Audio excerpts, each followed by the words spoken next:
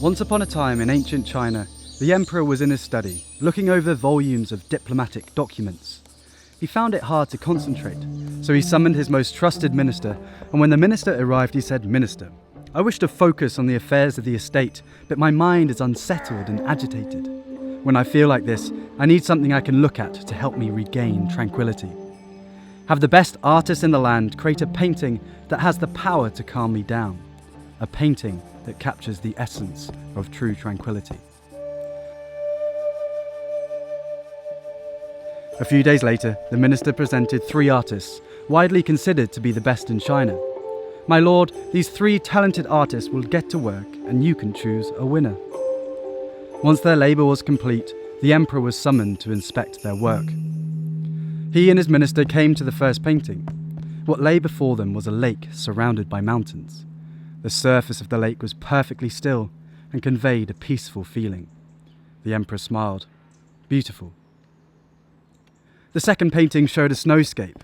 It evoked the silence after a snowfall, a deep silence that went beyond mere lack of noise because the snowbanks absorbed all sound. The emperor nodded his approval. Insightful. They then came to the third painting. What lay before them this time was a waterfall. "I'm so sorry, Your Majesty," the minister said. "It looks like this artist did not understand my instructions to paint a scene of serenity. Let me discard this painting and we can choose from the first 2. He reached for the painting, but the emperor stopped him. "No, wait." He stared at it for a moment longer and then said, "This is the painting for me."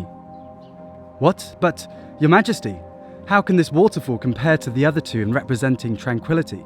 I do not understand." "The waterfall is not the most important thing in this painting," said the emperor. "Look again." The minister took another look at the painting, more carefully this time.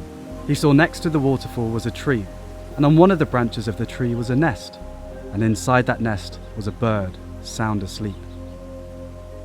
"See how the bird is able to relax and rest even though the deafening torrent is so close to it," the emperor pointed out. "It has such a profound quietness within that external conditions have no power to irritate or disturb. Now that is the essence of true tranquility."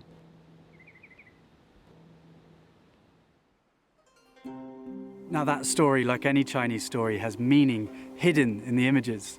But before I go into it, I just want to say what a beautiful job Daisy, the animator, did. And that animation was only possible thanks to the help of the Patreons. If you want to help support future videos like this, then follow the link below. That cost me 750 quid, which is about 4 months worth of Patreon money. So the more of you join in, the more videos we get. Now there's a lot that we can learn from this story. Let's take each image in turn. The first image depicts a lake with the surface of the water perfectly smooth. Yet this does not capture the essence of true tranquility because although externally it looks calm and peaceful, under the water there may be currents and turbulence. In our own lives we all know that appearing tranquil isn't quite enough. We know those people who on Instagram may depict these perfect lives, but on the inside are anxious, worried and stressed. We know truly to find peace we need more than just appearances. We need internal calm as well. So that's why the second painting does better. It depicts a snow scene, and the snow scene can't have currents underneath the snow, so at least the external and internal worlds match each other. But where did the snow come from? It came from a snowstorm, and so therefore this form of tranquility is inherently limited and temporary. Soon enough another storm will come and chaos will resume. And the final painting depicted a bird, sound asleep, next to a waterfall. The deafening torrent outside could not wake it. Its internal tranquility was independent of external conditions. In the same way that I wouldn't have found true tranquility just going to China and staying there for the rest of my life. I needed to take these ideas back to my busy, normal life full of complications, families, relationships that often go wrong. It's these situations that are the true test of what we learn. Now this story comes from Derek Lin's Tao of Success. Can't recommend it enough. It's an amazing book of how you can apply Taoist ideas into our normal lives and be successful in a way that's in keeping with the Tao.